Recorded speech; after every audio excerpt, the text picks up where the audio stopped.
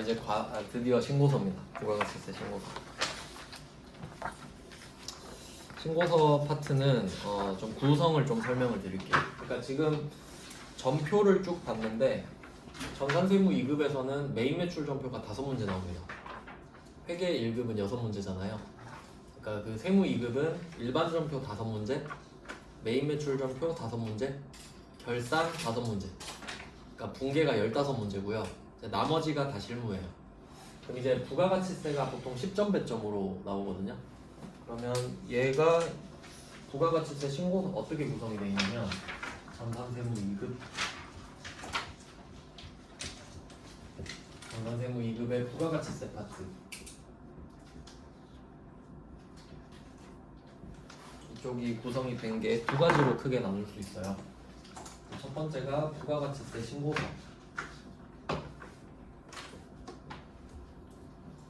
그래서 지금 이거 하는 거거든요. 부가가치세 신고서 해서 이게 법인 같은 경우는 우리가 법인을 가정하니까 3개월마다 신고 납부를 해야 되죠. 네. 그러니까 1년에 4번 이 신고서를 만들어서 신고 납부해야 되거든요.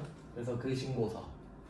근데 이 신고서는 일반적으로 세금 계산서 위주로 돌아간단 말이에요. 근데 우리 카드 정표랑 현금 영수증도 막 주고 받았죠. 이제 그런 것까지 세액공제 받으려면 밑에 부속 명세서가 또 붙어요.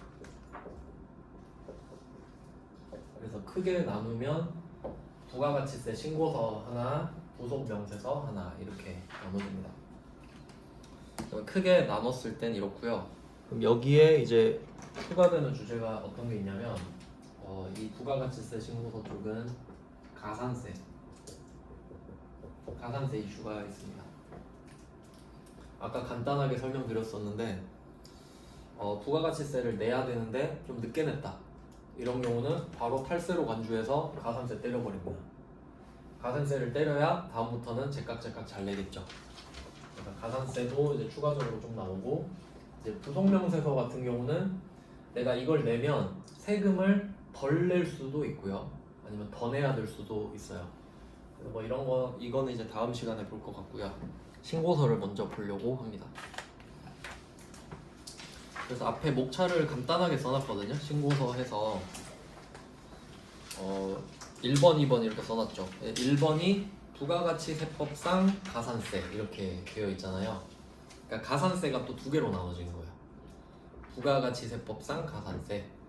그 다음에 두 번째가 국세기본법상 가산세. 그럼 뭐 갑자기 부가가치세 하는데 웬 국세기본법? 이렇게 할 수 있는데, 이게 좀 상위 하위 레벨을 좀 알려드리면, 이제 세금을 보통 나누면 국세, 지방세 이런 식으로 좀 나누거든요. 이걸 또 나누면 뭐 내국세, 관세 이렇게 나눌 수 있는데, 그냥 그거는 차치하고 뭐 국세, 지방세 이 정도로 그냥 나눈다고 합시다. 그러면 이 지방세는 우리가 안 배우니까 국세만 몇 개 좀 알려드리면, 지금 우리가 배우고 있는 부가가치세는 국세입니다. 참고로 국세는 어디다가 내는 거냐면 국세청 아시죠? 국세청. 네. 국세청이 기획재정부 안에 있어요. 국세청. 지금 기획재정부 장관이 대통령 권한 대행하고 있죠? 네. 원래 기획재정부 장관이 부총리까지 같이 하거든. 그러면 국세청장. 그럼 그 사람 직속 아래에요. 국세청장이. 왜냐면 돈 관련된 거잖아. 그럼 국세청 밑에 지방국세청이 있어요. 그러면 이쪽은 광주니까 전남 지방국세청이 있단 말이에요. 뭐 지방국세청 산하에 맨 밑에가 어디죠? 세무서.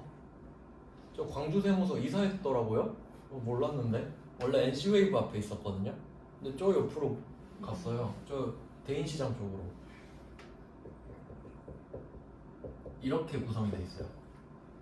그러니까 만약에 그 공무원 시험을 본다 이렇게 했을 때 내가 세무직 직렬을 찍어서 그 국가직을 보잖아요. 그럼 이제 세무서, 뭐 지방국세청, 국세청 이렇게 가는 거예요.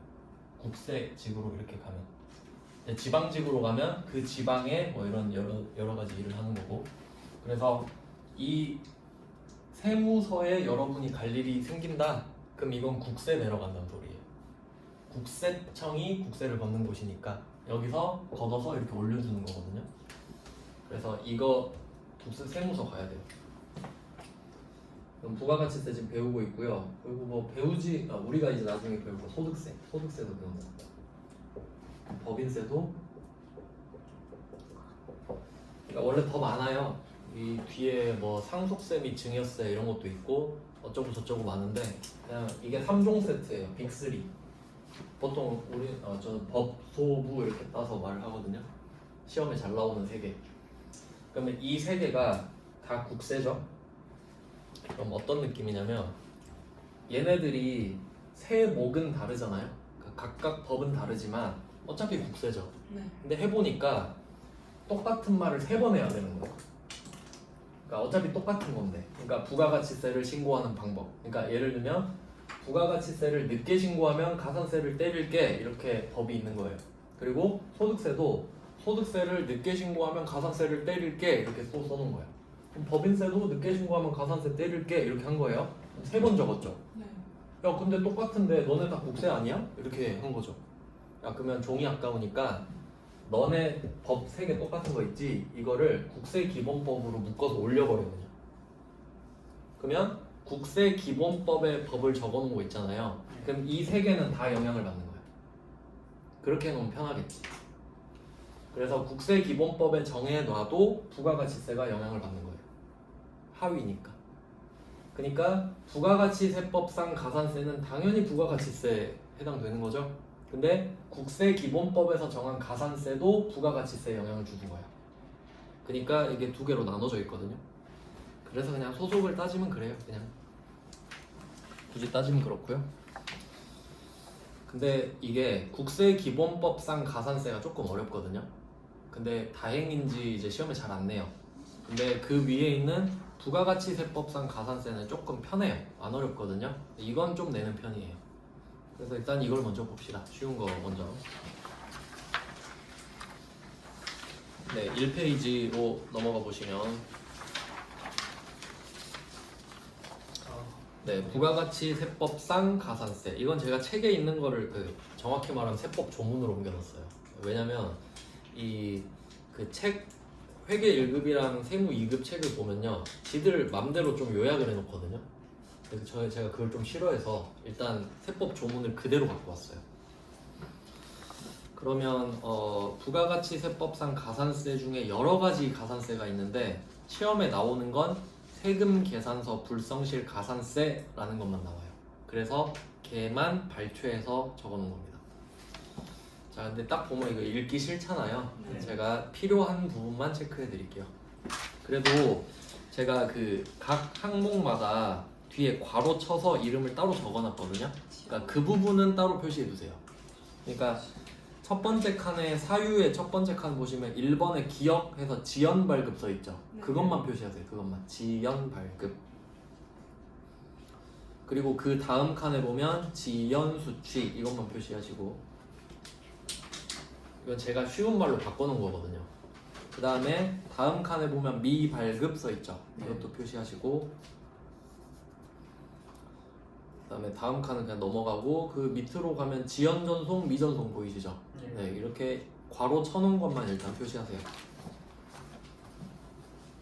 이렇게 좀 용어를 쉽게 바꾼 다음에 보도록 하겠습니다. 그 다음에 그 두 번째 박스 있죠? 밑에 두 번째 표, 이거부터 하셔야 돼요. 후 세금 계산서를 발급하는 경우, 이거부터 좀 정리를 해줬습니다. 제가 일부러 밑줄 쳐놨어요. 이거는 그러니까 한번 해볼게요.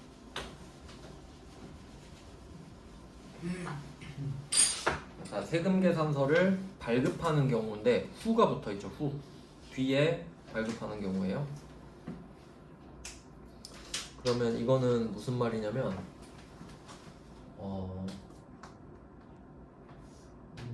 네, 물건을 팔았다. 공급 시기가 있어요.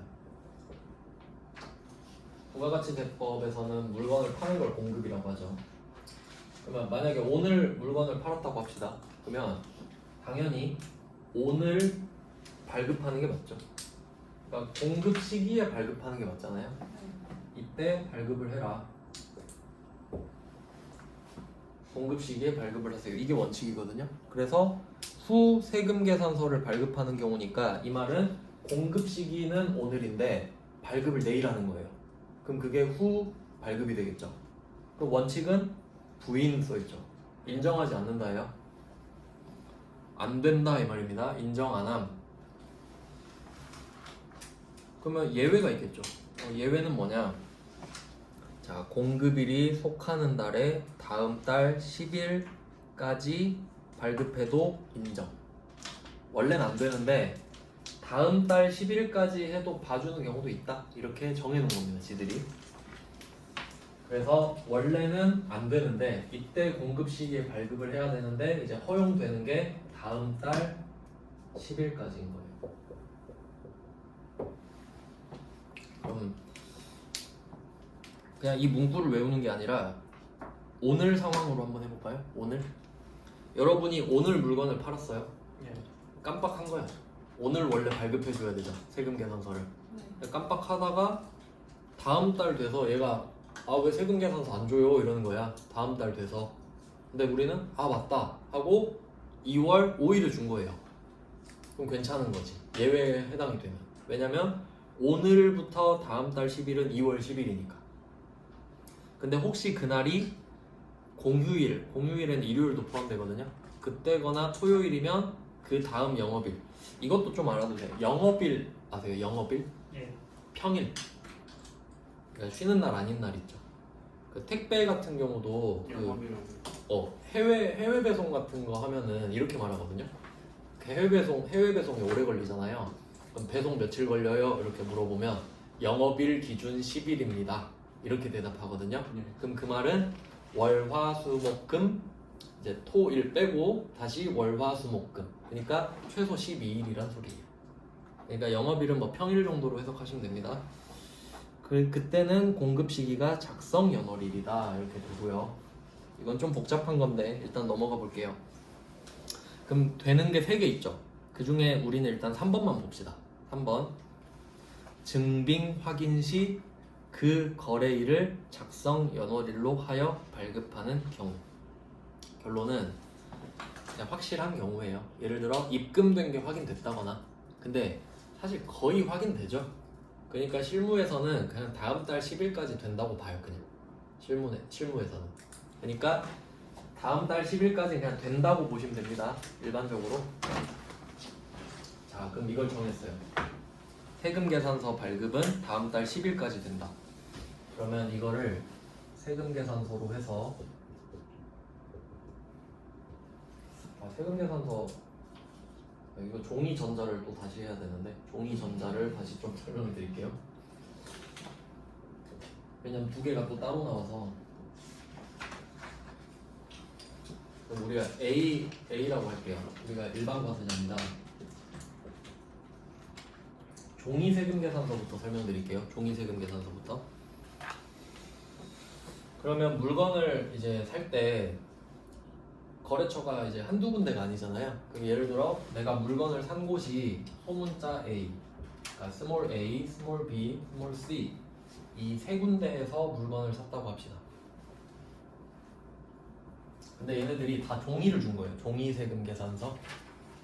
그러면 종이 세금 계산서를 2장을 만들어서 너 하나 갖고 나 하나 갖고 이게 기본이에요. 자, 그리고 이제 물건을 또 팔면 이제 반대편에는 스몰 d, 스몰 e, 스몰 f 이렇게 있다고 합시다. 그러니까 A, B, C한테는 물건을 사고 종이 세금 계산서를 받았고요. D, E, F한테는 팔 때 종이 세금 계산서를 역시 줬다고 합시다. 그러면 거래는 각각 일어났는데 이제 2장씩 만들어서 하나씩 갖고 있게 되겠죠. 그럼 이때 세금 계산서를 지금 내가 3장을 받은 거예요. 그리고 또 3장을 만들어서 주고 또 3장을 갖고 있는 거지. 그러니까 산 거 3장, 판 거 3장 이렇게 갖고 있겠죠 지금. 근데 부가가치세 신고할 때는 이거를 합계표를 만들어서 합계표 만들어가지고 뭐 A 거 얼마, B 거 얼마, C 거 얼마 그냥 합계 이렇게 해서 매출 합계표를 내고요. 그리고 매입 쪽도 합계표가 있겠죠? 그럼 이 매입 쪽 이게 매입이고 이게 매출이에요. 그럼 이것도 뭐 D 얼마, E 얼마, F 얼마 합계해서 내겠죠. 그러니까 결과적으로는 매입처별 세금계산서 합계표 이거 하나 내고 매출처별 세금계산서 합계표 하면 두 개 퉁치면 그거 내면 되죠. 이렇게 하는 거예요. 즉 종이 세금계산서 내가 계속 갖고 있어. 그걸 보고 합계표만 제출하니까. 이건 옛날 이야기예요. 옛날 이야기. 종이만 있을 때. 근데 이제 시대가 바뀌었잖아요. 전자로 바뀌었어요. 이제 전자 이야기 하는 거예요. 전자. 참고로 우리는 법인이죠. 전자 자체가 법인. 법인은 전자 세금 계산서를 발급해야 돼요. 정해놨어요. 또 가산세 때려요. 안 하면. 그럼 우리는 전자 세금 계산서를 발급하죠. 그러면 왜 종이 이야기를 했냐? 이거에 대한 가산세 이야기가 이따 나오거든요. 그것 때문에 한번 밑밥 깐 거예요. 그러면 전자 세금 계산서를 발급을 한번 해봅시다. 그러면 정상 발급부터 갈게요. 그럼 한번 생각해봐요. 내가 물건을 팔았으니까 세금 계산서를 발급은 해줘야 되잖아요. 근데 정상적으로 발급을 하면 국세청이 나한테 가산세를 매길 이유가 있나요? 없죠. 그러니까 이걸 알아야 되는 거야. 언제부터 언제까지가 정상 발급인가? 그럼 당연히 공급 시기부터 공급 시기에 발급하면 정상이잖아요. 근데 혹시 내가 늦어도 언제까지? 다음 달 10일까지는 정상적인 거잖아.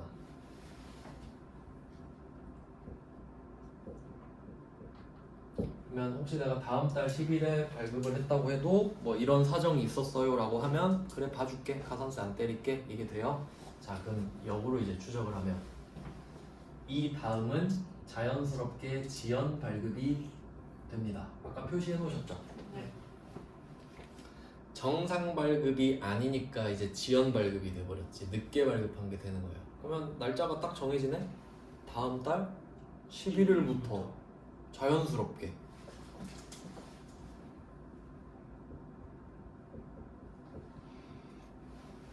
자연스럽게 언제부터 지연 발급이다가 정해져 버렸어요. 정상 발급을 알았으니까. 그러면 이제 한도가 또 있겠죠. 언제까지가 지연 발급이냐? 그래서 적어놓은 겁니다. 이제 한번 볼까요? 사유, 아까 첫 번째 표에 사유의 첫 번째 칸 있죠.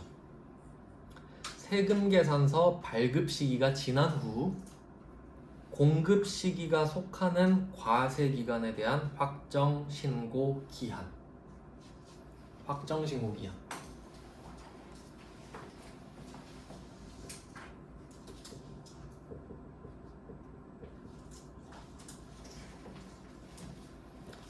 세법이 어렵다기보다는 어떤 느낌이냐면 불친절해요. 왜냐면 확정 신고 기한 이렇게 써 있죠. 그럼 저는 이 글자 보면 날짜가 두 개가 딱 떠오르거든요.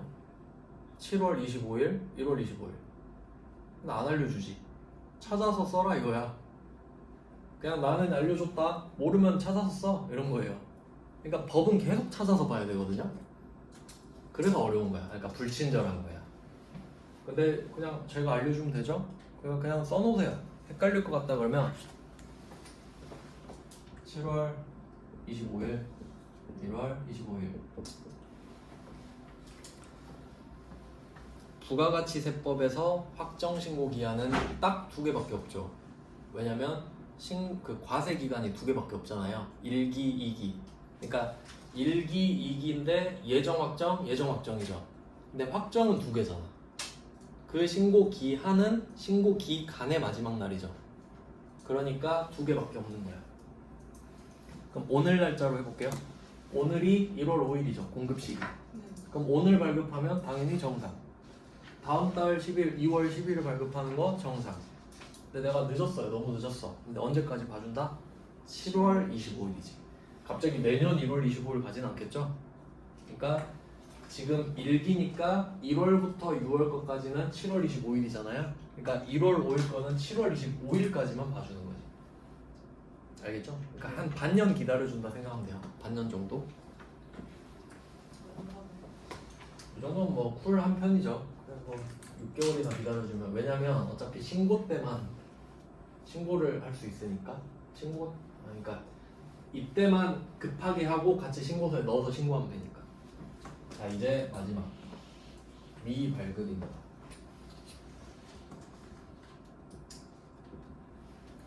자 미발급은 그냥 이름 글자 뜻만 그대로 보면은 발급을 안 한 거죠. 근데 이 정황상 봤을 때 발급을 아주 늦게 한 것도 미발급인 거예요. 그럼 언제부터 미발급이겠어요? 7월 26일부터겠지. 예. 확정 신고 기한 다음 날부터겠지. 그러면 그 뒤에 한 거는 발급해도 미발급, 아예 안 해도 미발급 그런 거예요. 그러면 확정 신고 기한 다음 날부터는 그냥 미발급이 된다.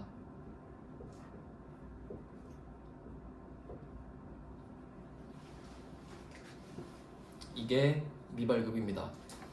미발급을 이제 니은으로 빼놨는데 그리고 제가 옆에 가산세율을 따로 써놨잖아요. 근데 사실 이 가산세율도 외울 필요도 없고요. 한 개만 딱 외우면 되는데 그건 이따 말씀드리고 지금은 그냥 안 중요해서 말 안 하고 있는데요. 근데 사유 왼쪽에 보시면 1번의 기억이 지연발급이죠. 그 다음에 밑에 칸에 미발급이죠. 근데 제가 사이에 지연 수치를 껴놨죠. 이제 그 이유가 지연발급, 미발급 그러니까 얘네만 가산세를 맞는 건데 사실 안 준 사람이 잘못 맞죠. 받는 사람은 안 주는데 어떻게 받아요? 근데 국세청은 이것까지 따지는 거예요. 지금 물건을 파는 사람은 부가가치세법상 증빙을 안 줘도 부가세를 내야 되죠. 건별해서 그냥 내야 되잖아요. 근데 매입하는 사람은 어때요? 자기가 세금 계산서 안 받으면 세금공제 못 받죠. 그러니까 국세청은 이것까지 혼내는 거야. 야, 아쉬운 사람은 너 아니야? 매입? 너 세금 계산서 안 받으면 네 손해 아니냐고. 근데 왜 늦게 받아? 해서 지연수치 가산세를 때려버리는 거야. 진짜 치사하죠? 명분은 지들이 막 만들면 되지. 그래서 지연발급 반대편에 지연수치가 있으니까. 그래서 여기에 껴놓은 거예요. 지연발급 상대방이 지연수치 가산세잖아. 그러니까 누군가 지연발급 가산세를 맞았다는 소리는 또 누군가 지연수치 가산세를 맞았다는 소리죠. 예. 그래서 반대편에 써놓은 거예요. 왜냐면 기준이 똑같을 거 아니에요. 이건 좀 억울할 수 있죠. 근데 잘 기억해 두세요. 왜냐면 여러분이 지금 이렇게 생각할 수 있잖아. 아니 받는 사람이 뭔 잘못이야? 근데 잘못이 있다는 거지. 특이하게. 지연수치 조심. 그래도 그나마 인심 쓴 게 뭐냐면 지연발급보다는 세율이 낮죠. 예. 반이죠, 반. 근데 이거 안 외워도 됩니다. 왜냐면 컴퓨터에 쓰면 저절로 반응돼요. 그래서 제가 필요 없는 건 일부러 말 안 합니다. 그 다음에 미발급, 이것도 시험에 잘 나오진 않아요. 왜냐면 너무 극단적이야. 발급 안 했다 너무 좀 그러지 않아요? 늦게 발급했다 이 정도는 봐줄만 한데 시험에 잘 나오진 않았고. 그 다음에 2번으로 내려가 보시면 이게 시험에 잘 나와요. 동그라미 2번. 근데 얘는 제가 요약해 놓은 말이 없죠. 예. 할 말이 없어서 한번 읽어볼게요. 전자 세금계산서 의무 발급 사업자, 이거 한번 표시해 볼까요? 전자 세금계산서 의무 발급 사업자. 이것도 말문제로 나온 적이 있는데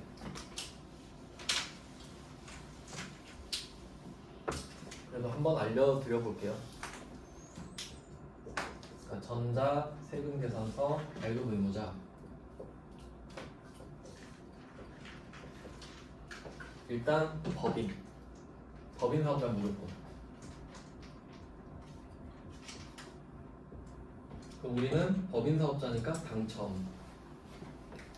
전자 세금계산서 발급 의무자로 정해놓은 사람들이 있거든요. 근데 그 중에 법인 사업자는 무조건. 그러니까 법인한테는 야 너네 먹고 살만하지 않냐? 전자 발급해라. 조건 없음. 매출액 조건이 없어요. 근데 이제 개인으로 한번 가볼게요. 이게 지금 연초라서 또 어떻게 개정이 될지는 모르겠는데 일단 지금 현재 기준으로 좀 말씀을 드리면 이런 게 다 이어져서 아까 간이과세자도 설명을 좀 드린 건데 이것도 이제 24년 기준으로 23년이다. 지금 세법이 딱 나와 있는 게 23년 이것만 이야기를 하거든요. 그럼 2023년, 2024년 이걸로 말씀을 드리면 그 아까 간이과세자 적용할 때 23년 기준으로 해서 7월 1일부터 된다 이렇게 말씀드렸죠. 왜냐면 6개월이 과세 기간이니까 6개월을 쉴 수밖에 없는 거예요. 자, 근데 이때 지금 현행 세법으로는 이때 2023년 공급가액 8천만 원. 그러니까 아까 간이과세자는 공급 대가였잖아요. 근데 얘는 그냥 전자세금 계산서기 때문에 간이를 따지는 게 아니라 그냥 공급가액 8천이에요. 8천 이상.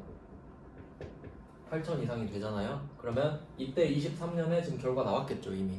그러면 23년, 24년 7월 1일부터 전자 발급을 하라고 돼 있어요. 개인 사업자는. 근데 이게 해가 갈수록 금액이 점점 낮아져요. 그러니까 참고로 2022년엔 1억이었어. 그러니까 이때 1억이었으면 23년 7월 1일부터는 발급을 하는 거였어 전자를. 근데 8천으로 줄여버렸죠. 그럼 이게 추세를 보면 이제 24년 기준은 더 줄어들 거야. 이게 25년 세법 개정으로 나오겠죠. 근데 아직 저는 몰라요.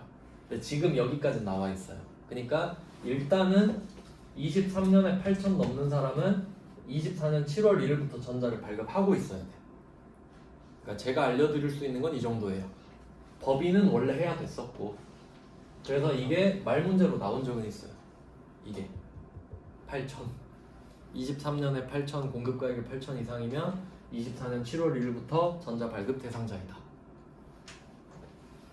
말 문제가 그래서 어려워요. 알아야 되니까. 이건 참고만 하세요. 나 같으면 틀리고 만다. 좀 할 거 많은데 이런 게 더 중요하지. 일단 그냥 알려만 드린 거니까 기억나면 맞추면 되고. 그러면 네 알려드렸죠? 그럼 이제 02번으로 다시 가봐요. 02번. 그러면 전자 세금 계산서 의무 발급 사업자 이거 밑줄 치시고. 법인 사업자가. 우리 법인이죠. 그럼 당첨이네. 우리 이거 의무 사업자 맞죠? 자, 근데 얘가 전자 세금 계산서를 발급하지 않고 세금 계산서 발급 시기에 전자 세금 계산서 왜 이거 표시할게요. 왜? 그럼 이게 뭘까요? 종이죠. 나 진짜 이 말장난이 좀. 아니 왜 이렇게 말을 길게 할까? 그냥 종이 세금 계산서 발급한 경우 하면 되잖아요. 근데 전자 세금 계산서를 발급하지 않고 전자 세금 계산서 외의 걸 발급했대. 그게 종이죠. 즉 우리가 종이 발급하면 가산세 1% 이거 외우셔야 돼요. 1% 이건 표시하세요. 이것만 외우시는 거예요.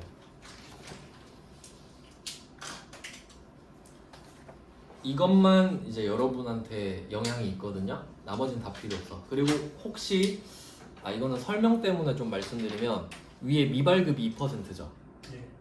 그거의 절반이거든요. 어떤 느낌이냐면 아예 발급 안 하면 2%잖아요. 그러니까 약간 느낌이 2%가 맥시멈 느낌이에요. 무슨 말이냐면 내가 만약에 1억짜리 물건을 팔잖아요. 1억짜리 물건을 팔죠. 그럼 부가가치세 1,000만 원 내는 건 당연하죠. 근데 이거를 만약에 늦게 발급하잖아요. 그러면 국세청은 뭐라고 생각하냐면 너 이거 1,000만 원 내기 싫어서 신고 안 하려다가 늦게 한 거지. 고민하다가. 그니까 괘씸하니까 가산세 때리거든요. 근데 어디다 곱하기 돼 있는지 보세요. 공급 가액이라 돼 있죠. 이거 100% 금액이지. 그러면 1,000만 원이에요 1억이에요. 1억이 100%잖아. 얘는 10%고 그럼 여기에 2%를 때리는 거야. 그러면 1,000만 원은 당연히 내야 되는 거고 그럼 이걸 본세라 그래요. 맞죠? 원래 내야 되는 거지 이거는. 그러니까 국세청 입장에서는 너 지금 이 본세 내기 싫어서 신고할까 안 할까 하나 늦게 발급한 거 아니냐고. 괘씸하다. 1,000만 원을 일단 갖고 와. 내 거니까. 이건 당연하죠? 근데 1억의 2%는 가산세인 거야. 얼마죠? 200이죠. 200만. 와. 이건 가산세. 그러면 그러니까- 늦었다고 200이 득돼 있는 거예요? 근데 이거 안 하면 다 늦게 발급해버리잖아. 간 보다가. 그러니까 간 보지 말고 그냥 포기하고 빨리 신고해 이거예요. 빨리 줘버리라고. 그러니까 안 주면 뭔가 국세청 입장에서는 관리가 필요하잖아요.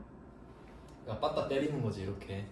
그러면 탈세범은 1200을 내는 꼴이 되지. 예. 왜냐면 1000만 원도 낼 생각이 없었거든.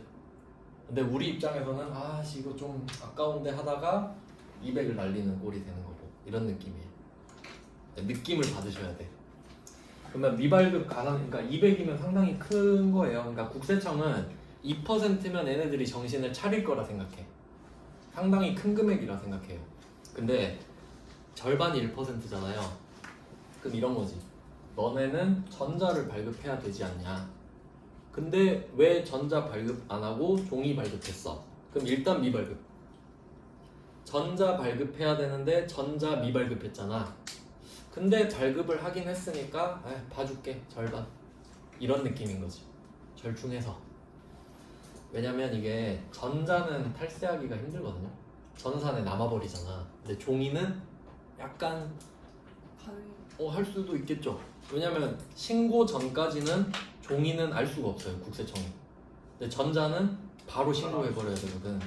그래서 웬만하면 전자로 돌리려고 하는 거예요, 국세청은. 탈세 방지 목적으로. 그래서 이게 시험에 잘 나옵니다. 우리가 종이 세금 계산서를 발급하면 1%. 이건 꼭 외우셔야 돼요. 1%. 왜냐면 제가 다른 건 아예 말 안 했잖아요. 그러니까 정확히 말하면 이 아까 미발급이 칸이 이따가 하나? 다음 시간에 해야 되나? 미발급 등이라는 칸이 있어요. 여기 포인트는 칸이 이름이 미발급이 아니라 미발급 등으로 적혀 있거든요. 그럼 여기 칸에다가 만약에 1억을 적잖아요. 그러면 저절로 200만 원이 책정이 돼요. 그러니까 제가 2%는 외우란 말 안 했잖아요. 예. 근데 문제 뭐냐면 지금 1%짜리 이거 있죠. 이것도 미발급 등이거든요. 맞죠? 엄밀히 따지면 미발급 등이 맞아요. 그러면 이걸 1억을 미발급 등에 써야 되잖아요. 그럼 얼마 나온다고? 200이 나와버려요. 근데 이걸 100으로 고쳐야 돼. 그래서 제가 외우라고 하는 거예요. 여기에 적으면 2%가 자동으로 뜨니까 그거 냅두면 오답이거든요. 그러니까 이걸 외우고 있어야 얘는 1%였지 라고 반타작을 쳐야지 금액을. 그래서 얘만 말한 거예요. 나머지는 아예 말 안 했잖아. 이 정도면 친절하지 않습니까? 안 외워도 될 건 아예 말 안 해버리잖아. 네, 뭐 이렇게 하면 여기까지가 세금 계산서 쪽이에요. 나 여기까지 좀 해놓고 쉬다가 볼게요. 자, 이제 마지막 시간입니다. 그러면 세금 계산서 일단 말씀드렸고 여기서는 전자 세금 계산서입니다. 그럼 아까 그 종이 같은 경우는 종이를 내가 갖고 있어야 되기 때문에 그 신고할 때는 합계표만 작성해서 낸다 그랬잖아요. 종이는 내가 갖고 있고, 근데 전자는 그럴 필요가 없잖아요. 전자로 내가 줬는데 뭐 또 종이로 할 이유가 없죠. 그래서 전자는 방식이 좀 다른데, 그러면 전자는 상대방한테 이메일로 쏴주는 거거든요. 그럼 상대방한테 바로 가겠죠. 그러면 국세청은 뭘 원하냐면 너 그거 물건 산 사람한테 보내준 김에 그거 나한테 하나 보내줘 라고 해요. 전자로 발급한 거는 그 명세, 세금 계산서 발급한 그 자세한 내용을 국세청장한테 보내게 돼 있어요. 그러니까 전자는 그런 거를 달아놓은 거죠. 그래서 그 밑에 있는 게 전자, 얘는 3번 동그라미 3번 있죠, 사유에. 동그라미 3번에 전자 세금 계산서를 발급한 사업자가 공급 시기가 속하는 과세기간에 대한 확정 신고 기간까지 국세청장에게 발급 명세를 전송하는 경우, 이렇게 나와 있죠. 그러니까 이 전자 세금 계산서는 대상이 누구냐, 그냥 굳이 따져보면 대상이 누구냐 하면 공급 받는 자겠죠.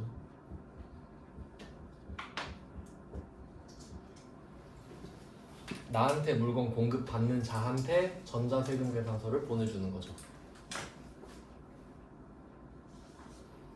그러면 이거 이메일로 보낸 김에 국세청장이 자기한테도 하나 보내달래요. 그래서 이게 여기 나와 있는 그 세금 계산서 발급 명세라고 해요.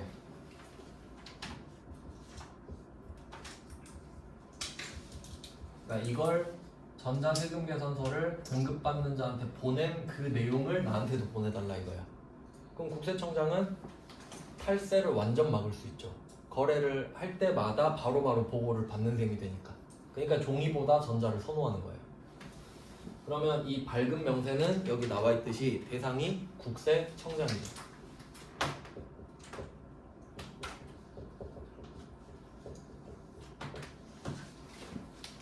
이렇게 됩니다. 그러면 이 대상 때문에 어떤 차이가 생기냐면요.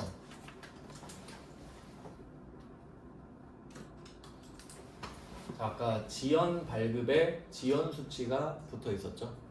그러면 얘도 필연적으로 이렇게 세 개가 나올 거 아닙니까? 정상, 전송. 정상 전송 기간이 있겠죠. 이거는 전송한다고 표현을 하거든요. 그럼 얘는 또 지연 전송이 있을 거예요. 그리고 미전송도 있을 수 있겠죠. 그냥 이론상으로 위의 개념을 그대로 차용한다면. 자, 그러면 요거까지는 이해되시죠? 세 개가 있겠다. 그러면 정상 전송은 가산세 없겠죠. 예. 그럼 지연 전송, 미전송은 가산세 있겠죠.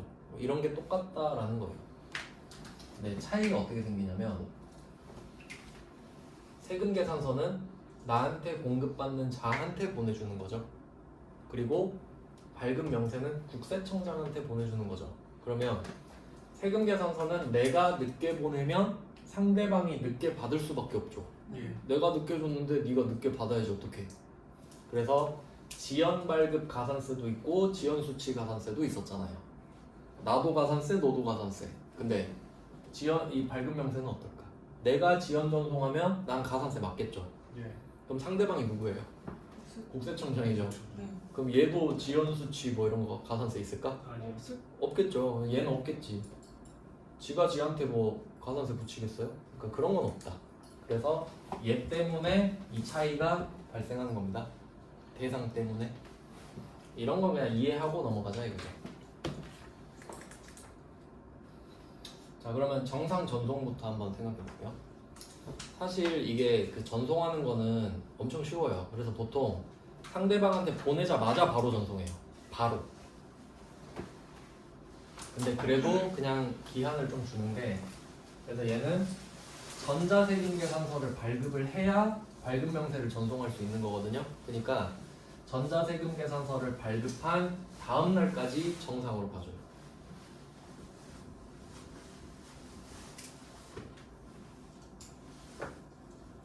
그냥 얘는 뒷날짜만 쓸게요. 전자 세금 계산서 발급 일의 다음 날.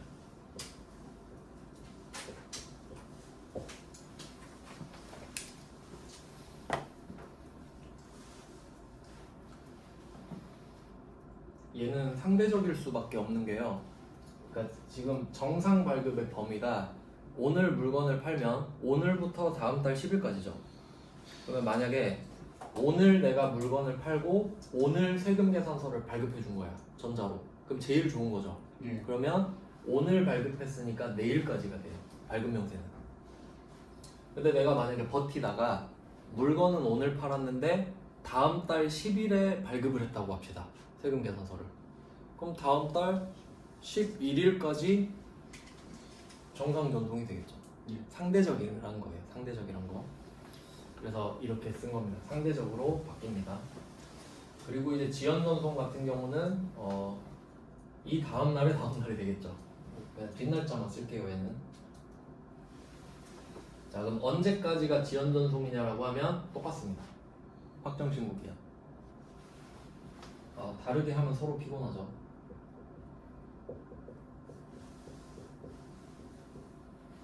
늦어도 이때까지 해라. 6개월 정도 시간 주겠다.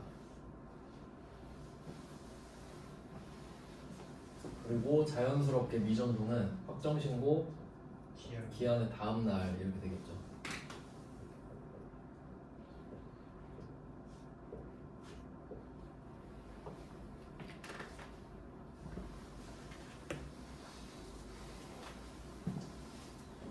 네, 이렇게 정리가 되는 겁니다.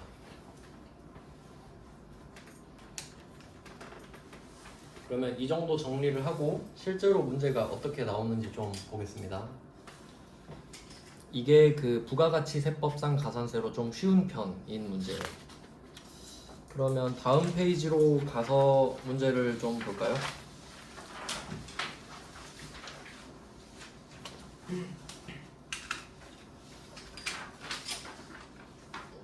이거는 실제로 입력을 해볼까? 일단 한번 뭐 훑어보죠. 일단 보고. 아니다, 이거는 해보는 게 좋을 것 같은데. 이거 직접 한번 입력을 해보죠. 그 컴퓨터를 켜보시겠어요? 그 위에 버튼 있죠, 위에 책상 위에 동그란 거. 그거 눌러서 켜서 한번 해봅시다. 드디어 이제 컴퓨터를 좀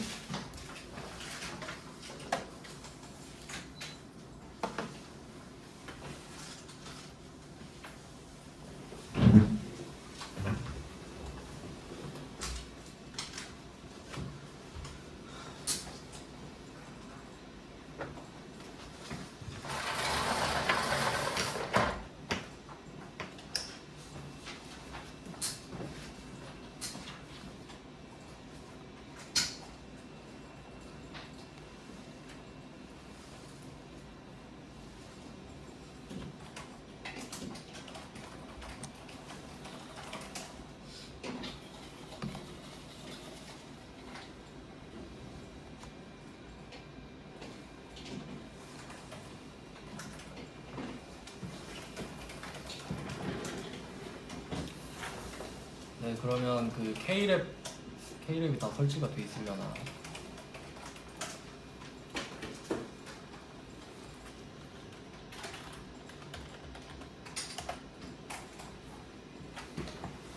이거 빠졌나?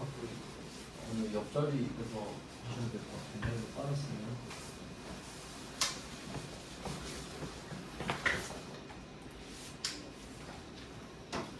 일단 그 밑에 검색창 있잖아요. 검색창에다가 KCLEP 이렇게 검색을 해서 K랩을 일단 찾아보세요. 깔려 있으면 그냥 쓰시면 되고 없으면 설치하셔야 되는데 이게 그 시험 봤던 사이트 있죠. 한국세무사회 자격시험 이 홈페이지에서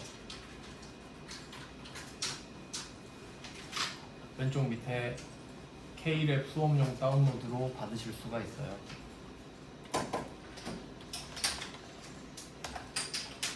K랩이 다 설치가 돼 있나요?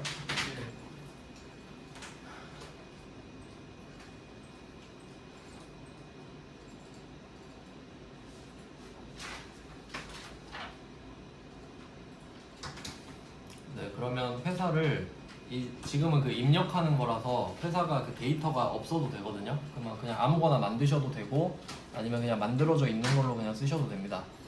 그럼 K랩 들어가셔서 뭐 이제 종목을 세무 2급? 아, 1급으로 1급으로 하셔도 돼요. 전산세무 1급으로 들어가 볼까? 저는 이게 친숙해서. 회사는 그냥 아무거나 들어가시면 돼요. 아 근데 아무것도 없는 회사가 좋긴 해. 새로 만들어 볼까요?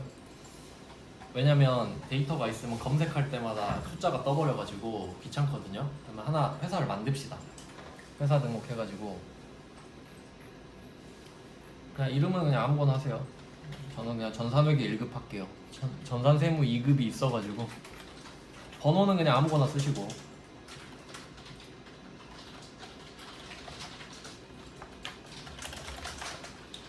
번호도 아무거나 쓰시고 회사 이름도 아무거나 쓰세요. 그냥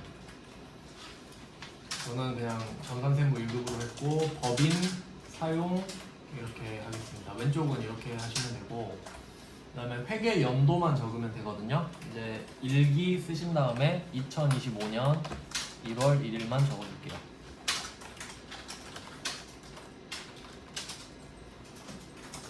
그래서 첫 번째 줄에 회계 연도만 적어서 그냥 가라로 회사 하나 만들고 그리고 나가시면 됩니다.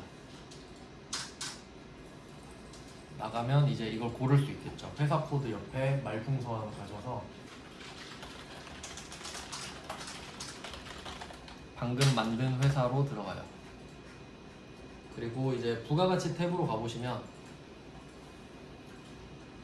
맨 왼쪽에 맨 왼쪽 위에 부가가치세 신고서 있죠. 네, 신고서로 들어가 보세요.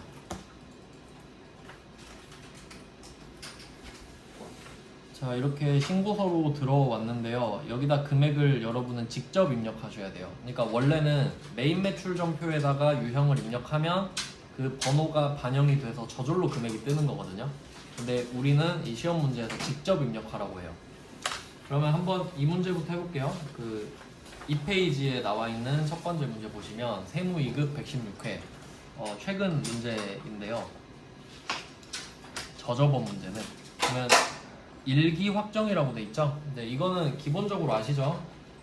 일기 예정은 1월 3월. 한번 간단하게 정리하고 갑시다. 문제에서 일기 예정이라고 하면 1월부터 3월, 일기 확정이라고 하면 4월부터 6월, 2기 예정이라고 하면 7월부터 9월, 2기 확정이라고 하면 10월부터 12월 이렇게 쓰거든요.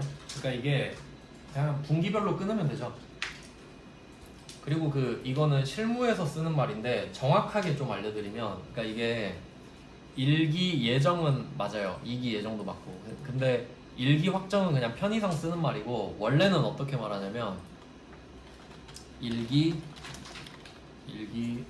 과세기간 최종 3월 이렇게 말하거든요. 원래는. 그러니까 일기가 1월부터 6월이잖아요. 그러니까 일기 예정은 1월 3월이 맞아요. 앞에 세 달이니까. 근데 정확한 명칭은 4, 5, 6월을 말할 때 일기가 1, 2, 3, 4, 5, 6이니까 최종 3월 이렇게 말해요. 4, 5, 6. 근데 실무에서는 그게 귀찮으니까 일기 확정이라 해버려요. 그냥. 그래서 이렇게 그냥 알고 계시면 돼요. 그럼 지금 01번은 일기 확정이라고 했죠. 그러니까 이게 실무 용어인 거야. 그럼 4월부터 6월을 쓰라는 말이에요. 4월부터 6월이다. 그리고 날짜 쓰실 때는 월만 쓰시면 되고 일은 그냥 엔터 쓰면 되거든요. 많이 하다 보면 좀 감이 와요. 자, 그러면 한번 입력해 볼까요? 하나씩 보면서. 자, 매출 자료 하나씩 보겠습니다. 첫 번째 줄에 보시면 세금 계산서 발급분 과세 매출 이렇게 돼 있죠. 2억 원 써 있는데, 그럼 세금 계산서 발급을 하면 둘 중에 하나입니다. 잘 보시면 1번이랑 5번 있죠. 1번이랑 5번이 세금 계산서 발급분이거든요. 근데 5번은 영세율이죠. 네. 근데 여기서는 별말 없으니까 10%겠죠. 그러니까 1번일 거거든요. 근데 내용을 보니까 종이 세금 계산서 발급분이 5천이 포함돼 있대.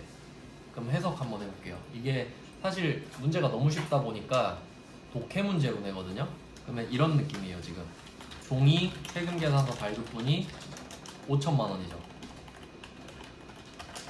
그러면 전자 세금 계산서 발급분은 얼마겠어요?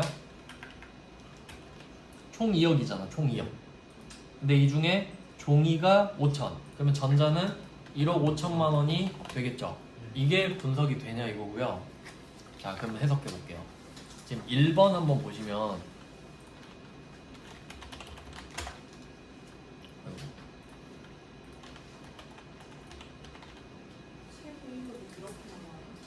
세무 이게 그나마 가장 최근 걸로 갖고 왔어요. 그러면 이게 키를 맨날 바꿔놓나? 확대해야 되는 것 같아. 확대가 안 돼서 그냥 이거 1번 보시면 세금 계산서 발급분 이렇게 써 있죠. 근데 정확히 해석을 하면 세금 계산서 안에는 전자랑 종이가 다 포함되어 있는 거죠. 그럼 여기에 얼마 적는 거예요? 2억을 적는 거지.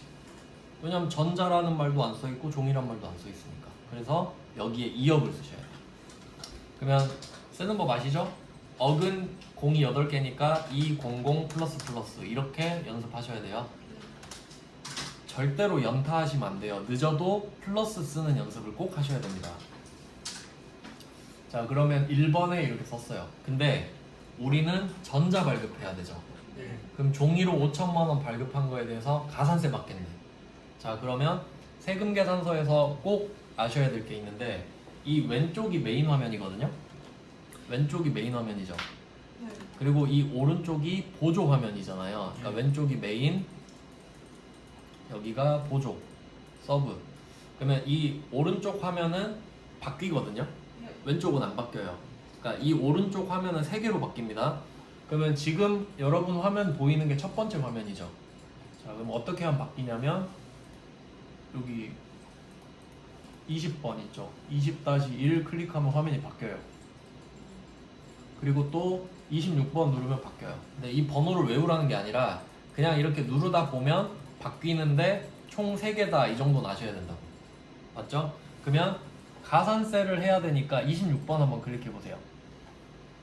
26번 클릭하면 세 번째 화면이 뜨는 거거든요. 자, 그럼 여기서 우리가 방금 배운 게 여기 있어요. 제가 범위 쳐놨거든요. 보시면 62번부터 68번까지 있죠. 자, 여기를 한 거야. 근데 엄밀히 따지면 우리가 62번부터 66번까지는 배웠거든요. 근데 67, 68 보시면 세금계산서 합계표 제출불성실 지연제출 이렇게 써있죠. 자, 이것도 한번 설명드릴게요. 이게 가산세가 3개 있는 거예요.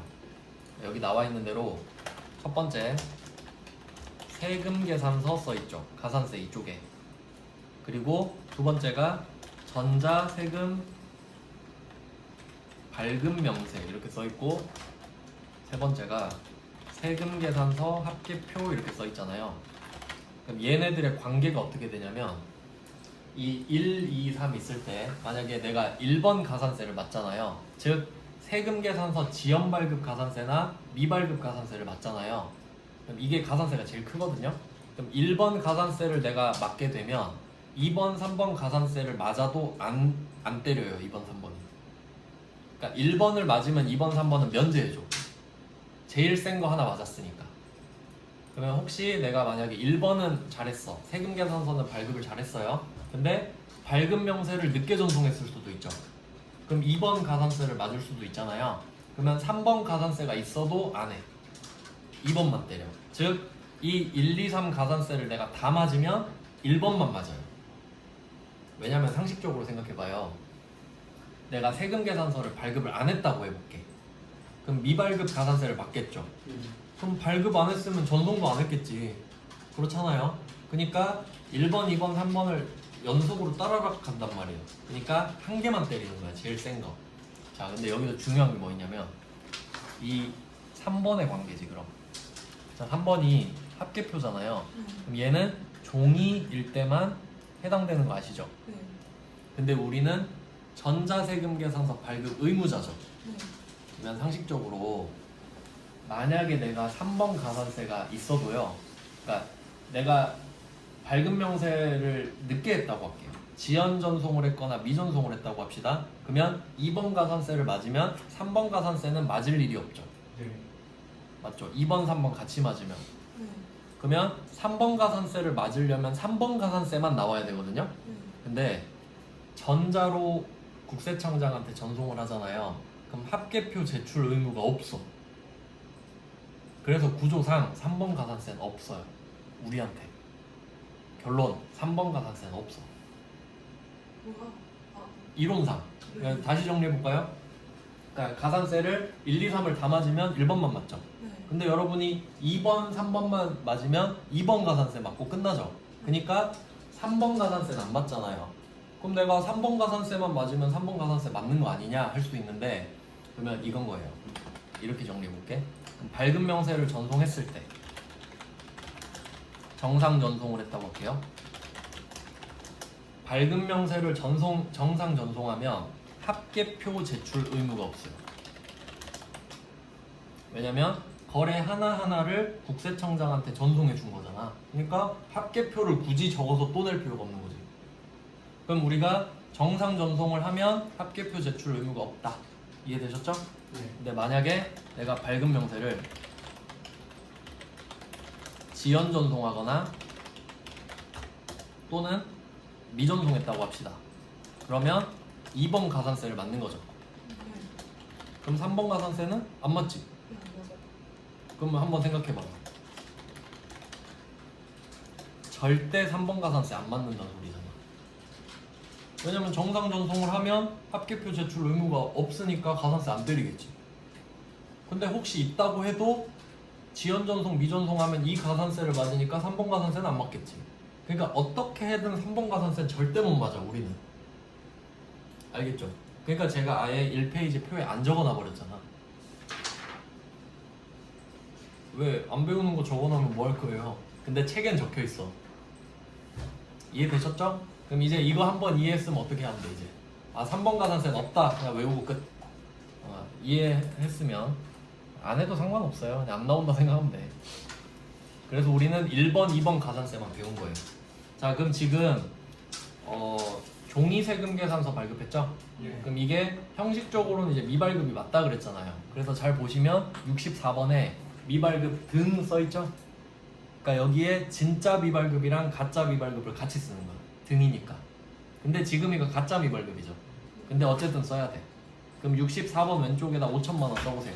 50 플러스 B 얼마 나와요? 100만 원 나오죠. 근데 이게 2%예요. 이거 냅두면 5다. 얼마로 바꾸죠? 50만 원으로 바꿔야지. 1%니까. 그래서 얘를 50만 원으로 바꿔주세요. 자, 이렇게 하는 거예요. 그러니까 1% 외워야 돼. 종이 세금 계산서 1%. 이거 시험에 진짜 잘 나와요. 저 이거 10번인데 뭐 안 돼요? 아, 이거 안 바뀐다고? 여기 여기다 이발급 64. 네, 그래서 이거 하나 외우셔야 되고, 그리고 그 2페이지 밑에 답 한번 보시면 그 두 번째 당구장 표시 있죠, 맨 밑에. 단 종이 세금 계산서 발급분 가산세는 지연 발급 등 62번 또는 미발급 등 64번 이렇게 돼 있죠. 예. 그럼 우리가 지금 64번을 썼죠. 그럼 이게 62번 지연 발급이 웬 말이냐? 한번 써볼까요? 62번에 5천만 원 한번 써보세요. 어때요? 똑같죠? 그러면 한번 생각해봐요. 여러분이 국세청장이 됐어. 근데 얘한테 50만 원을 삥 뜯어야 돼. 근데 얘가 자기 가산세 내용을 착각한 거야. 근데 50만 원은 냈어.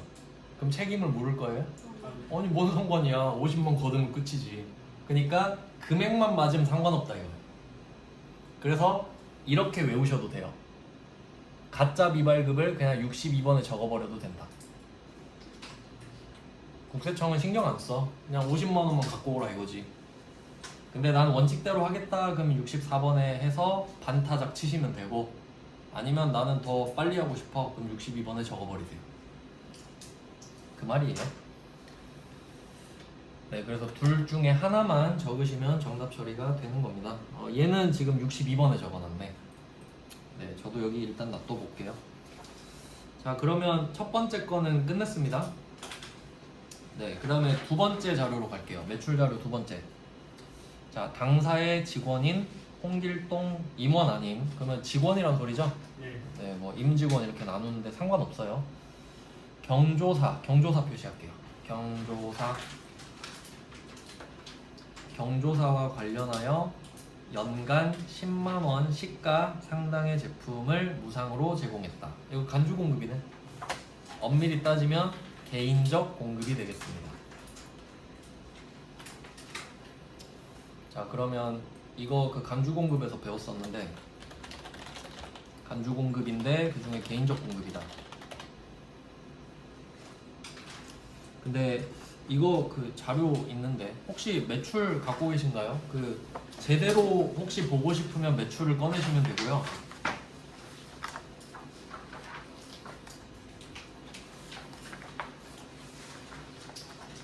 일단 페이지는 알려드려 볼게요. 뭐 없으셔도 상관은 없어요. 그 매출, 메인 매출 전표 매출의 14페이지에 나와 있긴 하거든요. 제가 어차피 그걸 한번 적어 볼게요. 14페이지 다 갖고 계신가요? 오, 다행이다. 그러면 매출의 14페이지 보시면은 표가 3개 있잖아요. 하나, 둘, 셋. 그 중에 두 번째 표 있죠. 두 번째 표에서 가운데 개인적 공급 있죠. 거기에서 동그라미 3번. 그거 보시면 각 항별로 각각 사용인 일명당 연간 10만 원을 초과하는 경우 해당 초과액에 대해서 재화의 공급이다 이렇게 돼 있죠. 예. 근데 기억은 경조사, 리은은 설날, 추석, 창립기념일, 생일. 그럼 한번 보셨으니까 제가 다시 정리해 드릴게요. 결론은 뭐냐면 회사가 직원한테 선물 주는 거 10만 원. 10만 원까지인데 두 개인 거예요. 정확히 따지면 첫 번째 경조사, 두 번째는 명절, 그리고 생일, 회사 생일 이렇게 나눌 수 있는 거지. 근데 이거 제가 어떻게 설명드렸었냐면 왜 두 개로 나누냐. 자, 2번 보시면 명절, 생일, 회사 생일 있죠. 이거는 무조건 와요. 1년에 하루는 무조건 와. 맞죠? 네. 그러니까 2번을 하나 해놓은 거예요. 그러면 명절, 생일, 회사 생일 다 합쳐서 10만 원까지만 비과세예요. 그러니까 쉽게 말하면 10만 원까지는 비과세라고 보시면 되는 거지. 아예 안 건드리겠다. 10만 원까지는 아 그래 줘. 그냥 나는 모르는 척 할게. 근데 1번이 경조사잖아요. 경조사는 있을 수도 있고 없을 수도 있죠. 그러니까 보통 이제 결혼식 아니면 장례식이잖아요. 그럼 결혼 안 할 수도 있고 장례식 없을 수도 있지. 그러면 있는 사람은 추가로 더 줘도 된다 이 말이에요. 그러니까 여기에 추가를 더 해주는 거지. 그래서 결론은 직원 한 명당 최대 공짜로 줄 수 있는 건 20만 원까지만 봐주겠다 이 말이에요. 최대. 맞죠? 근데 여기서는 아무 말 없이 경조사만 얘기했잖아요. 그럼 얘는 그 전에 아무것도 안 줬다 치고 그러니까 2번도 없고 그냥 경조사만 이야기하는 거거든요. 근데 얼마짜리 줬어요? 10만 원. 10만 원짜리 딱 커트라인으로 줬죠. 그럼 얘는 국세청이 안 건드리겠다는 소리예요. 즉 간주 공급이 아니야. 10만 원까진 간주 공급이 아니야. 그래서 제가 강조했었죠.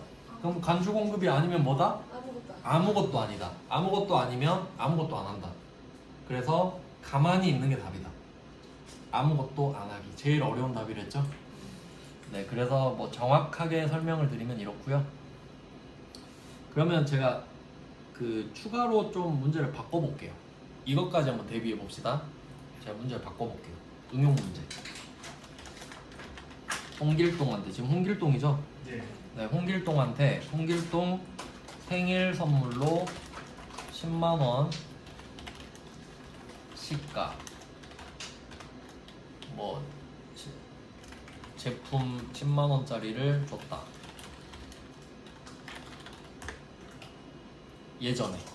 예전에 이런 적이 있는 거예요. 오늘 전에. 네. 그리고 이 문제가 추가된 거야. 그래도 오늘 홍길동 경조사로 준 거야. 아무것도 그래도 한 아무것도 안 하지. 항목별로니까. 예. 그러면 얘는 생일 선물이니까 2번 항목이죠. 네. 그럼 10만 원 패스. 그때도 아무것도 안 했겠죠. 네. 근데 오늘 경조사 10만 원인데 이제 꽉 찼지. 네. 근데 어쨌든 봐주는 거야. 아시겠죠? 예. 네, 이렇게 하는 거라고. 그러면 금액만 바꿔볼까요? 홍길동 경조사로 30만 원 시가의 상당의 제품을 줬다. 20만 원. 20만 원이 정답. 20만 원이 정답이 됩니다. 이해되시죠? 어떻게 푸는 건지? 네, 조금 디테일하게 알려드렸어요. 네. 왜냐면 이게 이렇게만 써놓으면 틀릴 수도 있거든요. 나중에 생일 같은 걸로 장난쳐버리면. 그래서 이렇게 알고 계시면 되겠습니다. 그러니까 지금 보셨는데 지금은 이해되시겠지만 나중에 생각 안 날 수 있으니까 여기다가 그 매출 14페이지 이렇게 좀 적어두시면 좋겠죠. 그 홍길동 여기다가 매출 14페이지 참고 이런 식으로 적어주세요. 책 찾아보는 것보단 편할 겁니다. 네, 그래서 아무것도 안 하는 게 답이었어요. 자, 이제 세 번째 항목으로 갑니다. 매출 자료의 세 번째 보시면 대손이 확정된 외상 매출금 165만 원 대손세 공제를 적용한다. 이거 시험에 엄청 잘 나옵니다. 대손세 공제.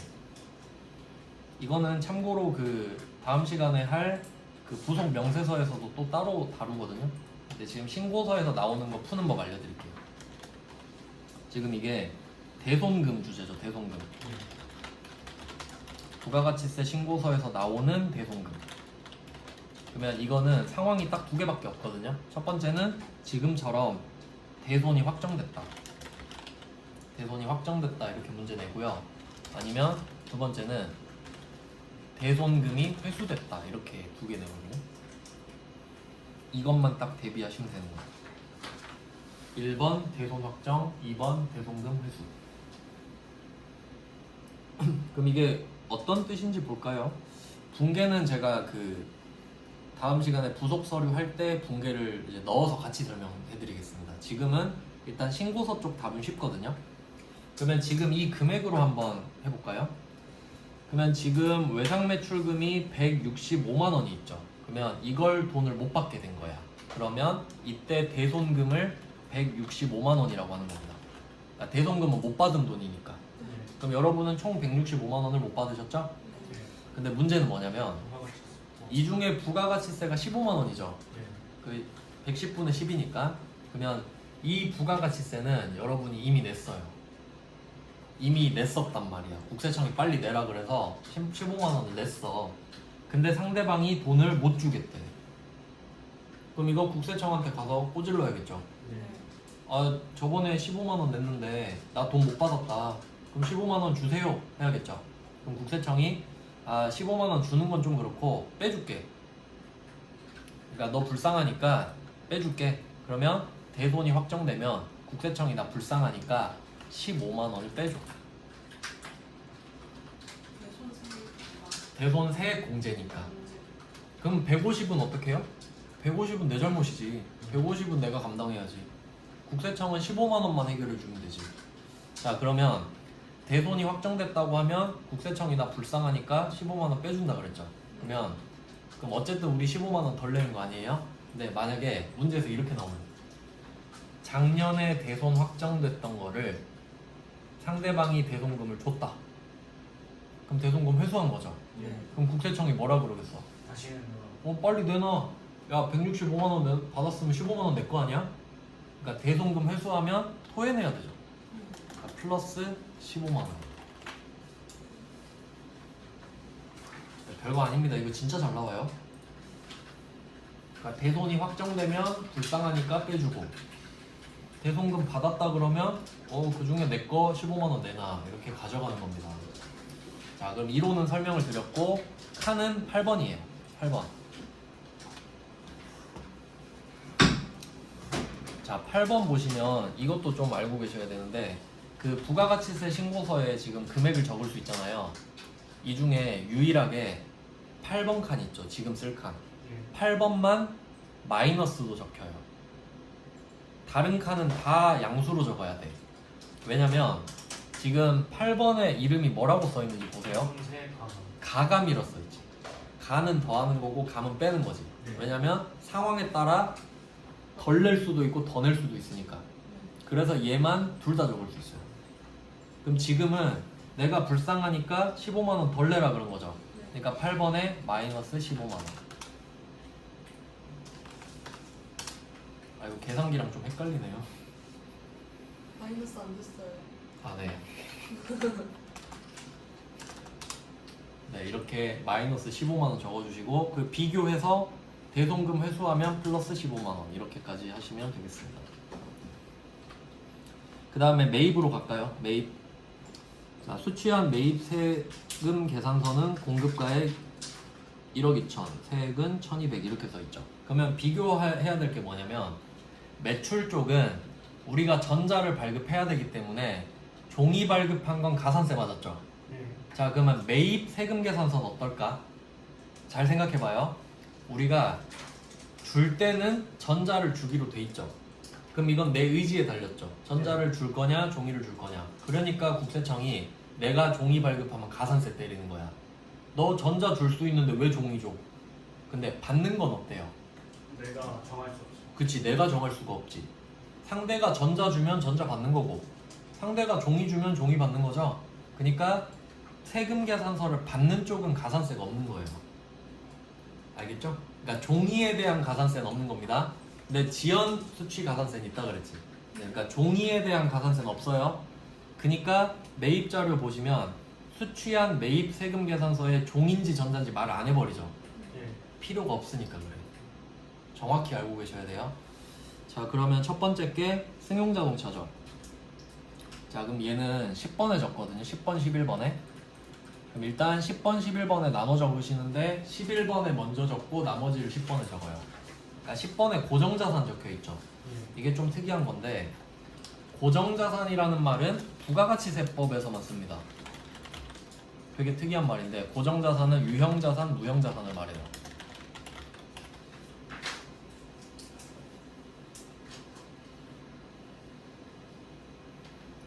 자, 고정자산, 유형자산, 무형자산을 말합니다. 이거 되게 특이해요. 명칭을 바꿀 때도 됐는데 안 바꾸고 계속 씁니다. 그러면 제가 여기까지 알려드리고 문제 한번 내볼게요. 여러분이 토지 살 수도 있죠. 토지. 네. 토지를 샀어. 어디다 적을까? 토지 사면 증빙 뭐 받죠? 원래 그 대표적으로 원래 뭐 받지? 세금 세금. 계산서 받아야지. 토지 면세잖아요. 네. 토지는 면세죠. 네. 그러면 토지를 사업자한테 사면 계산서 받죠. 네. 그럼 여기에 못 써요. 여긴 부가가치세 신고서잖아. 그럼 토지는 부가세가 면제됐죠. 네. 그럼 토지 사면 여기 적을 수가 없어. 아무것도 안 한다. 아무것도 안 한다. 여기에 아예 올 수가 없지. 네, 그냥 뭐 생각해 보시면 그렇다는 거죠. 그러면 여기서 자동차는 고정자산 맞죠? 네. 네. 그리고 밑에 접대는 혹시 모를까봐 고정자산 아님 써 있는데 접대가 고정자산입니까? 아, 그럴 리 없지. 말 안 해도 알아야 돼요. 그러면 11번에 일단 2천만 원 쓰시고. 자, 그리고 또 차이가 매출 쪽은 왼쪽에 금액을 적으면 저절로 10%가 뜨거든요. 네. 근데 매입 쪽은 세액을 따로 적어줘야 돼요. 이유는 제가 다음 시간에 설명드릴게요. 지금 시간이 없으니까. 그러니까 200만 원을 다시 적어주세요. 경차 2천만 원, 200만 원 적으셨죠? 11번에. 그리고 10번으로 올라가서 접대비. 이거 푸는 법이 총 세금 계산서를 1억 2천 받았잖아요. 부가세 빼고. 네. 근데 이 중에 고정자산이 2천만 원인 거죠. 네. 그러면 나머지는 저절로 일반이 1억이 되겠네. 이것도 독해 문제죠? 네. 그러니까 그 1억 중에 접대 500이 포함된 거잖아요. 그래서 10번에는 1억을 써주셔야 됩니다. 세액은 1000만 원. 자, 독해 문제가 이렇게 나옵니다. 자, 여기서 끝일까? 여기. 그러면 불공제 세액 불공제 되는 거 찾아볼게요. 경차는 세액 공제 되죠? 네. 그럼 얘는 넘어가고 접대는 세액 공제 안 되죠? 네. 자, 그러면 이 금액을 이 밑에 보시면 16번에 공제받지 못할 매입세액 있죠? 500만 원. 여기다 적어야 되거든요. 근데 16번에 적어봐요. 안 적히지? 안 적혀요. 왜냐면 16번을 클릭하면 오른쪽 화면이 바뀌거든요. 네. 타고 가야 돼. 16번 클릭해서 어디에 적어야 될까요? 50번. 받지 못하는. 50번 공제받지 못할 매입세 여기다 적으셔야 돼. 그래서 접대 금액인 500을 쓰고 50을 또 써주세요. 그래서 원래 불공유형을 적잖아요. 그러면 알아서 10번, 11번 또는 들어간 다음에 여기 16번도 같이 들어가요. 불공 찍으면. 근데 그거 아냐고 물어보는 거야. 시키면서. 그러면 어떻게 되는지 볼까요? 우리가 받았다고 1억 2천 썼죠. 예. 근데 이 중에 접대 500이 포함됐잖아요. 네. 그러니까 1억 2천이 더해지는데 밑에서 500을 빼버리는 거예요. 그래서 밑에 17번 보시면 500이 빠져 있죠. 예. 이게 내가 받을 수 있는 그 금액인 거죠. 자, 이렇게 하고 이제 유의사항으로 가볼까요? 세부담 최소화를 가져간다. 이 말은 빠뜨리지 말고 다 적어라 그냥 이 말이고요. 그 다음에 두 번째 불러온 자를 무시해라. 뭐 신경 쓰실 필요 없고 직접 써라 이 말이고요. 자, 세 번째. 자, 이거 중요합니다. 해당 법인은 홈택스 사이트를 통해 전자적인 방법으로 부가세를 신고를 직접 한다. 이게 전자 신고 세액 공제거든요. 전자 신고만 표시하시면 될 것 같아요. 전자 신고. 자, 그러면 제가 그 오른쪽 화면이 3개 있다고 말씀을 드렸는데, 그래서 이렇게 연습을 뭐 한 번씩 틈틈이 해보세요. 이렇게 화면 바뀌는 거 보이시죠? 그러면 이게 지금 20번 클릭하면 아까 그 공제받지 못할 매입세액 쓴 데 있잖아요. 여기에 내려와 보시면 54번 있죠? 54번. 예. 그럼 이게 그 원래는 그 신고를 옛날에는 세무서 가서 직접 했겠죠. 근데 요새는 인터넷이 좋으니까 그냥 인터넷으로 신고할 수 있을 거 아니에요. 그러면 인터넷으로 신고하면 공무원을 귀찮게 안 했으니까 10,000원을 깎아줘. 근데 1년에 2번 할 수 있죠. 그러니까 최대 20,000원 할인 받을 수 있어. 근데 지금은 일기 확정이니까 10,000원만 공제받겠죠. 그러니까 이 54번에 10,000원을 쓰셔야 돼요. 그러니까 전자신고에다 10,000원 쓰세요. 10,000원. 외워야 돼 그냥. 자, 그리고 여기서 또 주의하실 게 뭐냐면 우리가 10,000원을 덜 내는 거죠. 예. 근데 여기다 또 마이너스 10,000원 쓰면 안 돼요. 마이너스 쓰는 칸은 8번밖에 없다 그랬지. 네. 그러니까 여기 적으면 지가 빼주는 거지. 네. 10,000원을. 자, 이렇게 하고 이제 마지막 유의사항의 4번째 볼까요? 부가가치세 신고서 지금 하고 있는 거죠. 예. 이 외의 거는 하지 마라. 그럼 안 하면 되지. 예. 자, 여기까지가 한 문제입니다. 우와. 6점. 엄청 쉽죠? 네.